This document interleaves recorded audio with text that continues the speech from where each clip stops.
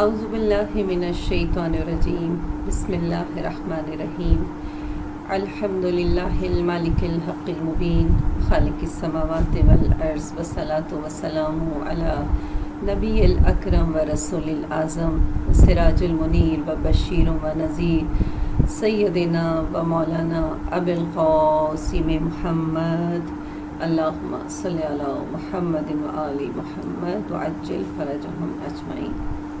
الحمدللہ جعلنا متمسکین بولایت امیر المومنین و اولاد المعصومین صلی اللہ علی عالم المکین علی ابن ابی طالب و بفاطمۃ الزہراء سیدۃ النساء العالمین و بالحسن زکی عصمت المتقین و بالحسین اکرم المستشہدین و بعطرتہ المظلومین و بعلی ابن الحسین زین العابدین و بمحمد ابن علی قبلۃ الاوابین و بجعفر ابن محمد اصدق الصادقین و بموسیٰ ابن جعفر مظہر البراہین و بعلی ابن موسیٰ ناصر الدین و بمحمد ابن علی قدوۃ المہتدین و بعلی ابن محمد ازہد الزاہدین و بالحسن ابن علی وارث المستخلفین و بالحجت منتظر المہدی علی خلق اجمعین۔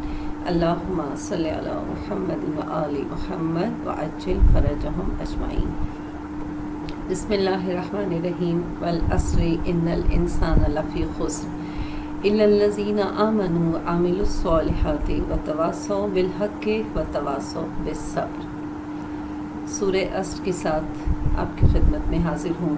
آج اس سلسلے کی تیسری مجلس ہے جس میں ہم تلاش کر رہے ہیں کہ انسان زندگی میں اپنے اتار چڑھاؤ میں اپنی زندگی کے روزمرہ امور میں بچتا رہتا ہے کہ اسے نقصان نہ ہو، اسے فائدہ ہی فائدہ ہو، اور وہ ہر اس راستے سے اپنے آپ کو بچا لیتا ہے جہاں اسے نقصان کا شائبہ بھی ہو، اور ہر اس راستے پر چلنے کی کوشش کرتا ہے جہاں اسے فائدہ نظر آئے، جہاں اسے منافع نظر آئے۔ یہ انسان کی ایک نیچرل طبیعت ہے کہ وہ اچھائی کو، وہ فائدے کو پسند کرتا ہے اور نقصان کو پسند نہیں کرتا۔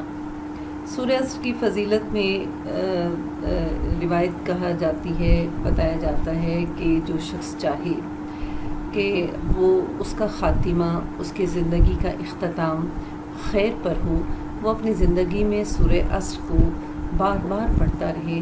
جتنی کثرت سے وہ تلاوت کرے گا اتنا ہی اس کا خاتمہ جو ہے وہ خیر پر ہوگا۔ پروردگار عالم کا شکر ہے کہ ہم قرآن پاک کے اس علوم کے ذریعے اپنی زندگی میں موجود نقصان کی نشاندہی کرنے کی اس نے ہمیں توفیق عطا فرمائی تاکہ ہم اس خسارے کو کم سے کم کر سکیں۔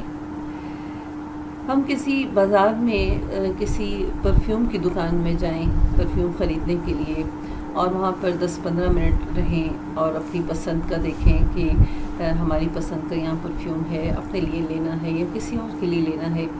اس 10-15 منٹ کے بعد ہم جب باہر نکلتے ہیں تو کافی دیر تک ہمارے وجود سے خوشبو آتی رہتی ہے۔ کیوں؟ کچھ دیر کے لیے ہم پرفیوم کی دکان میں رہے۔ اسی طرح جب ہم کسی قصاب کی دکان پر جاتے ہیں، وہاں پر کھڑے ہو کر اپنی پسند کا گوشت بنواتے ہیں اور گوشت خرید کر جب واپس آتے ہیں تو ہمارے جسم سے، ہمارے لباس سے کچھ گوشت کی اسمیل آتی ہے۔ کیوں؟ اس لیے کہ ہم وہاں کچھ دیر کھڑے رہیں۔ اور اس طرح بہت سی مثالیں ہم اپنی زندگی میں دیکھتے ہیں، لیکن کیا ایسی بات ہے کہ اتنا عرصہ گزر گیا، ہم مجلس امام حسین میں آتے رہے، مجلس میں شریک ہوتے رہے، مجلس میں اپنی آمد سے اپنا حصہ ڈالتے رہے، گریہ کرتے رہے، مگر ہمارے وجود سے وہ خوشبو نہیں آئی جو آنے کا حق ہے، ہمارے اندر وہ تبدیلی نہیں آئی جو تبدیلی آنی چاہیے۔ ہم خسارے میں کیوں ہیں؟ ہمیں پتہ ہی نہیں، ہمیں علم ہی نہیں کہ ہمارے اندر کون سی ایسی چیزیں ہیں جس کی وجہ سے انسان کی زندگی فائدے سے نقصان میں تبدیل ہو جاتی ہے، جس کو سورہ عصر میں اس کی نشاندہی کی گئی۔ سورہ ظلم کی میں پروردگار عالم ارشاد فرماتا ہے، کہا کہ کیا جاننے والے اور نہ جاننے والے برابر ہو سکتے ہیں؟ नहीं, ये बराबर नहीं हो सकते। जिस तरह हम अपनी ज़िंदगी में देखते हैं कि एक रोशनी है, जब रोशनी होती है तो वहाँ अंधेरा नहीं होता, और जब अंधेरा होता है तो वहाँ रोशनी नहीं होती। बिल्कुल इसी तरह रोशनी को ताबीर दी है इल्म से, और अंधेरे को ताबीर दी है जहालत से। जहाँ इल्म होगा वहाँ नूर होगा, वहाँ रोशनी होगी, वहाँ उजाला होगा, और जहाँ इल्म नहीं होगा वहाँ पर अंधेरा होगा, तारीकी होगी, जहालत होगी, तमाम गलत आदात होंगी, तमाम गलत बातें वहाँ पर होंगी जहाँ इल्म नहीं होगा। इसको और आगे बढ़ाते हैं। रिसालत इमाम हज़रत मोहम्मद मुस्तफ़ा सल्लल्लाहु अलैहि वसल्लम की ज़िंदगी में देखें कि उन्होंने अपनी तमाम उम्र में कभी कुछ नहीं मांगा, और जब उनसे कहा कि या रसूल खुदा कुछ मांगे, तो वो क्या कहते थे कि अल्लाह ने मुझे अली जैसा भाई अता फरमाया बिन मांगे, अल्लाह ने मुझे फ़ातिमा जैसी बेटी अता फरमाई बिन मांगे, अल्लाह ने मुझे हसन व हुसैन जैसे फ़र्जंद अता फरमाए बिन मांगे, अल्लाह ने मुझे कुरान जैसी किताब अता फरमाई बिन मांगे। अल्लाह ने बिन मांगे इतना कुछ दिया है कि मांगने की ज़रूरत नहीं। लेकिन उन तमाम ज़िंदगी के पहलू में एक जगह हमें नज़र आता है जहाँ नबी अपने हाथों को फैला कर कहते हैं, कुल रब्बि ज़िदनी इल्मा, ए अल्लाह मेरे इल्म में इजाफ़ा फरमा।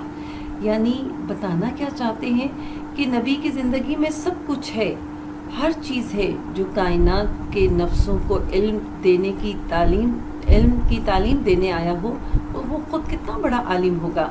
लेकिन मेरे लिए और आपके लिए इल्म की अहमियत को बताने के लिए नबी जैसी हस्ती अपने इल्म में इजाफे की दुआ मांग रही है। ये है हमारा ज़िंदगी का सबसे बड़ा खसारा कि हम चीज़ के बारे में जानते नहीं हैं। ये चीज़ के बारे में जानना, आगाह होना, उसके बारे में मालूमात रखना, ये इल्म है। हम खसारे में इसलिए हैं कि हमें इल्म ही नहीं है कि इस ला इल्मी का नुकसान कितना बड़ा है। हम अक्सर ज़ुबान से कहते हैं सुबहानल्लाह वल्हम्दुलिल्लाह वला इलाहा इल्लल्लाहु वल्लाहु अकबर, कह दिया।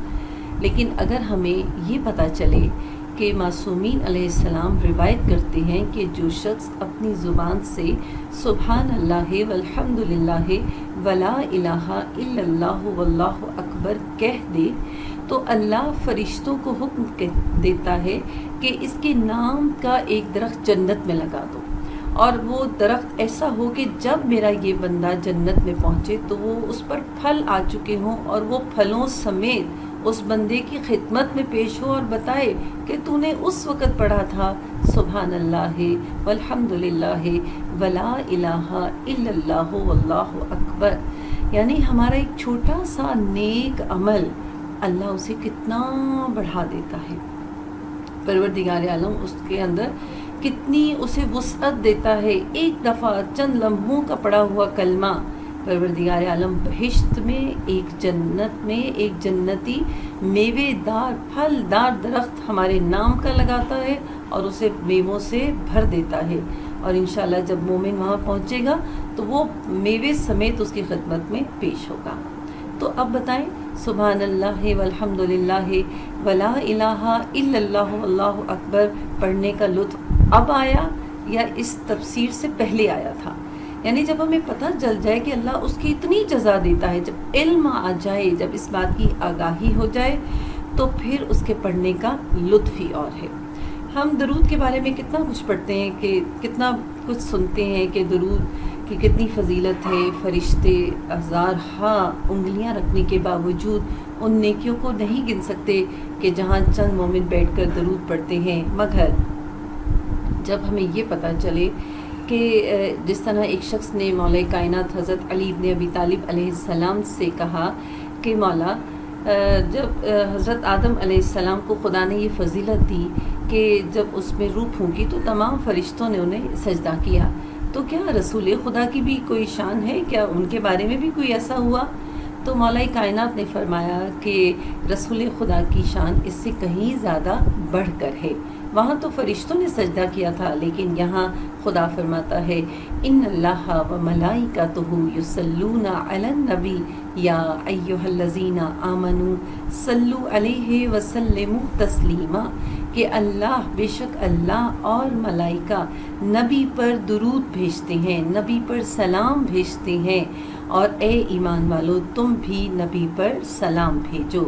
یعنی نبی پاک کی عظمت اتنی بلند تر ہے کہ اللہ خود ان پر سلام بھیجتا ہے۔ اور جب جب ہم درود پڑھتے ہیں، جب جب ہم نبی پر سلام بھیجتے ہیں تو ہم تنہا نہیں بھیجتے، اللہ ہمارے ساتھ بھیجتا ہے، ملائکہ ہمارے ساتھ بھیجتے ہیں۔ تو اب غور کریں کہ پہلا درود پڑھنا اور تھا، لیکن جب پتہ چل جائے، جب علم میں آ جائے کہ اس درود پڑھنے سے اللہ اور ملائکہ ہمارے ساتھ نبی پاک پر درود بھیجتے ہیں، تو کس قدر اس میں لذت آتی ہے، کس قدر اس میں لطف آتا ہے۔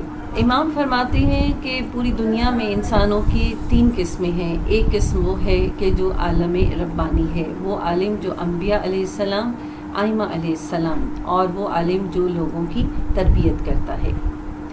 دوسرا گروہ جو ہے وہ ان کا ہے جو علم حاصل کرتے ہیں، جو کوشش کرتے ہیں ہمیں اس چیز کا راز پتہ چلے، ہمیں اس چیز کے بارے میں آگاہی ہو تاکہ ہمیں لطف آئے۔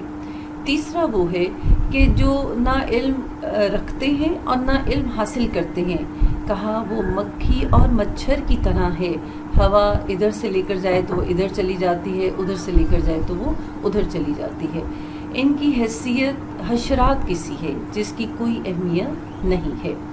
تو بس پروردگار عالم ہمیں توفیق عطا فرمائے کہ ہم کم از کم طالب علم تو ضرور بنیں تاکہ ہمارا شمار مکھی اور مچھر میں نہ آئے۔ علم حاصل کرنا انبیاء علیہ السلام کا ایک ایسا پروردگار عالم نے علم حاصل کرنے کے اندر ایک ایسی خاصیت رکھی ہے، کہا کہ جو چاہتا ہے کہ وہ اس کا علم برکتوں والا ہو تو اللہ نے 4 چیزوں کو 4 چیزوں کے اندر پوشیدہ رکھا ہے۔ جو چاہتا ہے کہ اس کے علم میں برکتیں ہوں تو اس کے لیے کیا کہا کہ تم چاہتے ہو تمہارا علم زیادہ ہو، اپنے استاد کی عزت کرو، جتنا استاد کی عزت کرو گے اتنا اللہ تمہارے علم میں برکتیں عطا فرمائے گا۔ پھر فرمایا کہ جو چاہتا ہے اسے دنیا کی لذتیں میسر آئیں، وہ اپنے ماں باپ کو راضی رکھیں، جو ماں باپ کو راضی رکھتا ہے خدا اسے زندگی کی لذت عطا فرماتا ہے۔ پھر فرمایا جو چاہتا ہے اس کا ایمان سلامت رہے تو وہ خدا کی بنائی ہوئی چیزوں کا مشاہدہ کرے، اس کی معرفت کو حاصل کرے، خدا اس کے ایمان کو سلامت رکھتا ہے۔ اور پھر فرمایا کہ جو چاہتا ہے کہ وہ جنت میں جائے اور جہنم سے بچ جائے تو وہ لوگوں کو اذیت نہ دے، جو لوگوں کو اذیت دیتا ہے وہ جہنم کا مستحق ہوتا ہے، اور جو لوگوں کو اذیت نہیں دیتا خدا اسے جہنم سے نجات کا وعدہ کرتا ہے۔ دیکھیں ہم اپنی زندگی میں کتنی بھی عبادتیں کریں مگر ایسا کتنا مشکل ہے کہ ہم 1000 راتیں خدا کی شب بیداری میں گزاریں، 1-2 راتیں 1000 راتیں، یعنی کتنے سال بن جاتے ہیں۔ اسی طرح 1000 روزے رکھیں، 1000 جنازوں میں شریک ہوں، 1000 ہم صدقہ دینار صدقہ درہم صدقہ کریں، 1000 بیماروں کی عیادت کریں، اور 1000 غیر واجب حج ہمارے اعمال نامے میں درج ہو جائیں، اور 1000 غیر واجب جہاد ہمارے اعمال میں آ جائیں، تو رسول خدا صلی اللہ علیہ وآلہ وسلم نے ارشاد فرمایا ان تمام چیزوں کو حاصل کرنا ہے تو پھر کیا ہے، ایسی محفل میں جاؤ جہاں علمی بحث ہو رہی ہو، جہاں علم کے نقطے بیان ہو رہے ہوں، جہاں تمہیں آگاہی آئے، جہاں تمہیں پتہ چلے کہ اللہ کی عبادت کو کیسے کرنا ہے۔ اور ہم جو بھی کچھ کرتے ہیں اگر علم نہیں ہے تو اس کی لذت نہیں ملتی۔ ہمیں علم بتاتا ہے کہ ہمارا مقصد کیا ہے، ہمارا مقصد تخلیق کیا ہے، اللہ کی نماز کیسے پڑھنی ہے، اس کا روزہ کیسے رکھنا ہے، اپنے آپ کو کیسے بچانا ہے، اپنے آپ کو گناہوں سے کیسے بچانا ہے، اور ہر وہ علم عبادت ہے جو انسان کو خدا تک لے جاتا ہے، جو انسان کو رب تک لے جاتا ہے، اور خوشنودی پروردگار کی خاطر علم حاصل کرنا اسی کو عبادت کہا۔ ایک علم وہ ہے کہ ہے تو علم مگر مخلوق کے لیے نقصان دہ ہے، جیسے یہ بم ہے، جیسے یہ گن وغیرہ ہے، جیسے یہ تمام زہریلی چیزیں ہیں جس سے انسان کی بھلائی نہیں بلکہ نقصان ہے، تو یہ علم حاصل کرنا غیر شرعی ہے، جس میں انسان کی زندگی، جس میں مخلوق خدا کا نقصان ہو۔ ہر وہ علم جو مخلوق کے لیے فائدے کا باعث بنے، جو خدا کی خوشنودی کا باعث بنے، جو انسان کی اصلاح کا باعث بنے، وہ علم اس کے لیے فائدہ مند ہے، وہ علم اس کے لیے عبادت گاہ ہے۔ اور انسان کے لیے علم ایسا خوبصورت زیور ہے کہ زندگی میں بھی ہر وقت اس کے ساتھ رہتا ہے۔ وہ سوئے تو علم ساتھ ہے، وہ جاگے تو علم ساتھ ہے، وہ گھر میں ہے تو علم ساتھ ہے، وہ باہر ہے تو علم ساتھ ہے، حتیٰ کہ وہ مر بھی جائے تو علم زندہ رہتا ہے۔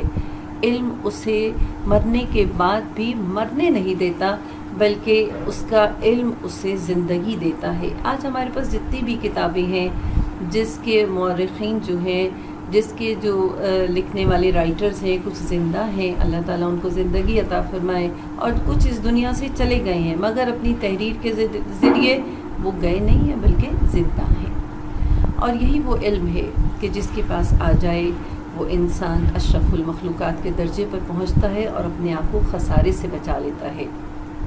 لیکن جس کے پاس نہ آئے تو انسان خسارہ اور خسارے میں ہی رکھتا ہے، پھر اسے نہیں پتہ چلتا کہ وہ کسی یتیم پر ظلم کر رہا ہے، پھر اسے پتہ ہی نہیں چلتا کہ کسی یتیم کے چہرے پر تماچا مارنے سے اس کی کتنی نیکیاں برباد ہو گئیں۔